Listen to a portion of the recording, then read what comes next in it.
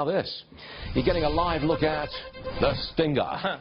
It's outside the studios here, 48th Street, Manhattan. It will be auctioned next month in celebration of the 100th running of the Indianapolis 500 race. The auction proceeds will benefit St. Jude's Children's Research Hospital. I see you driving around Manhattan in that all the time, Barney. It's very generous of you to be giving up your wheels for the St. Jude's kids. I'm going to get a closer look at it in a couple of minutes because it's right outside. You keep pretending. I'm going to go. Now, right now, we're joined by Joel Alsup.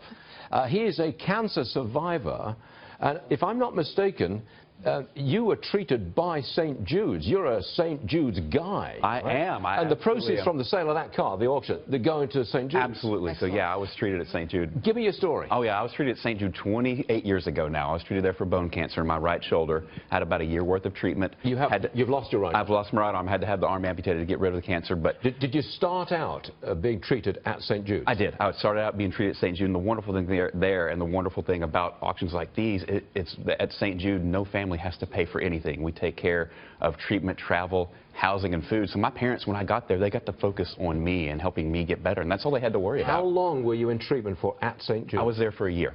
One full year? One full year of treatment. They totally covered everything and paid for me to fly back and forth from my hometown in Chattanooga to Memphis, Tennessee. So how did your parents get you into the St. Jude's program? So we had a doctor who saw the tumor, and he actually done his fellowship at St. Jude, and he knew of St. Jude, knew they had a good protocol for osteosarcoma, which is my type of tumor. So he referred us to St. Jude. Somebody told me that it was a huge tumor.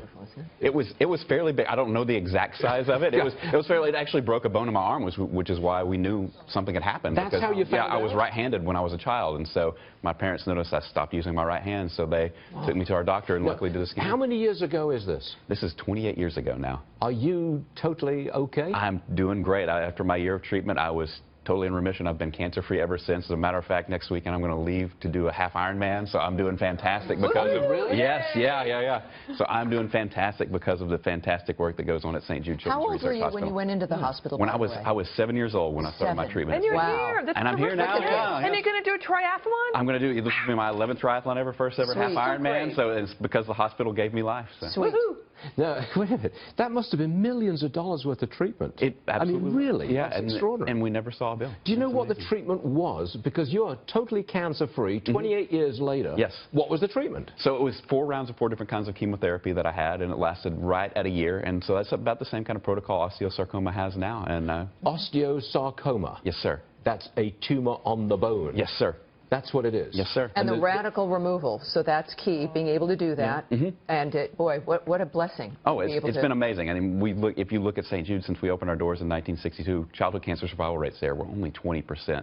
Today, thanks to treatments that we helped invent, it's more than 80%. Oh, my goodness. And we really want to push that to 90%. Well, that was amazing. Young man, I think you're a young man. Oh, yeah. I hope so. I hope I'm still a young man. Yeah. You stay right there, okay. Because I'm going to make my way outside. I'm going to meet the race car driver, John Andretti, in a moment, and I'm going to give our viewers a close look at the car and see if we can get some real money for it. Let's get the price up. This audience,